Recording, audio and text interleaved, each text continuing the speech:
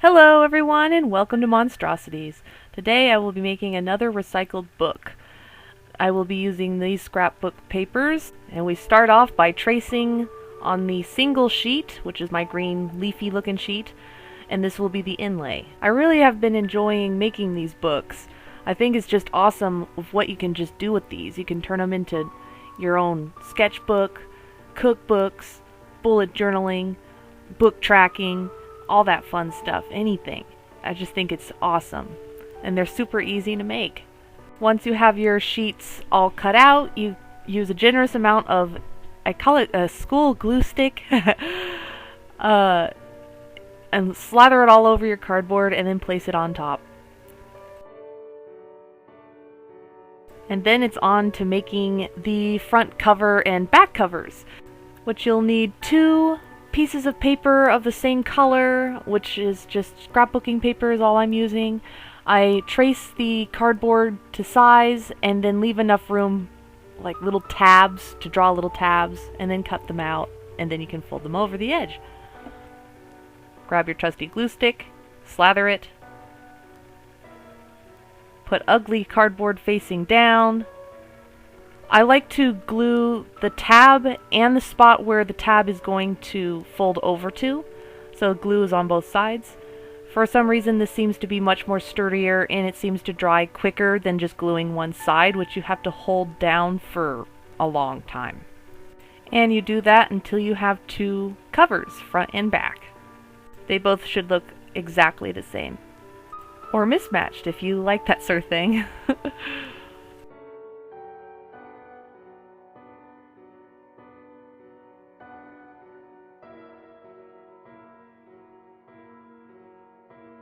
So you take your cardstock and you fold them into halves.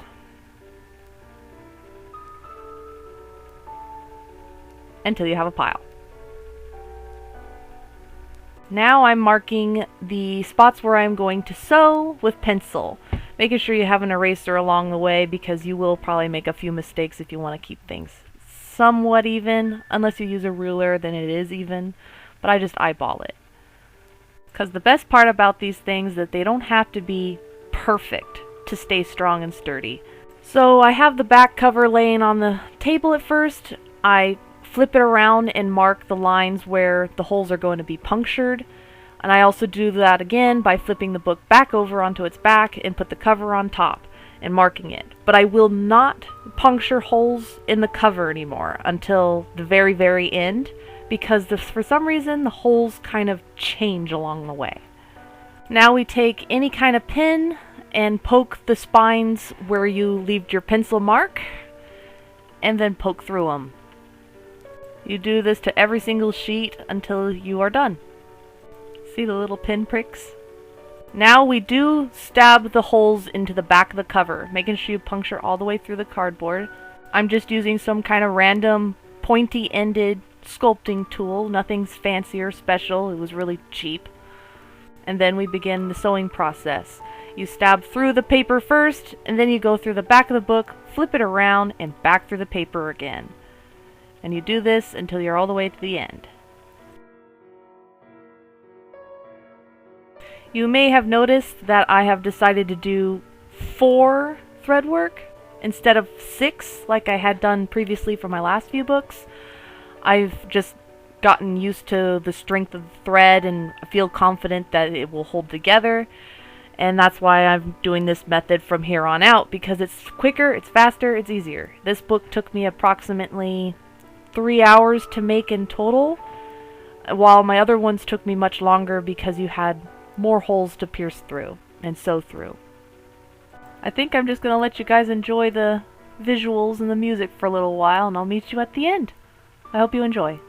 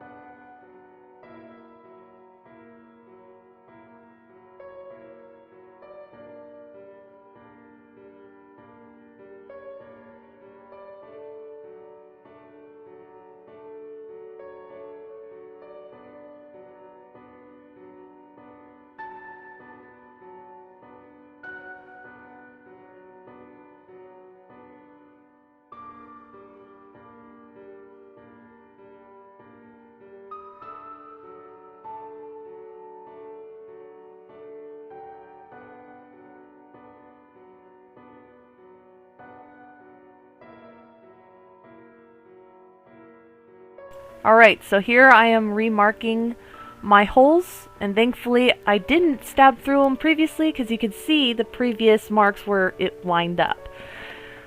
And now that it's been corrected, we can put the cover back on.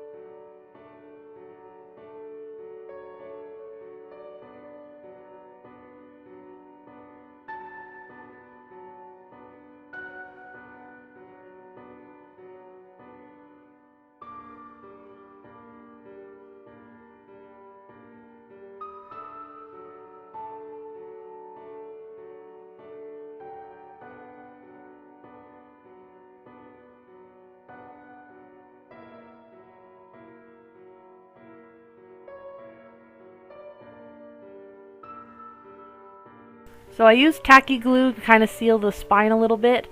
Not too serious, just a little bit over the thread, and then you just smear it up and down the spine with your finger. It doesn't have to be fully covered or anything. I just like to do this for a little bit of strength.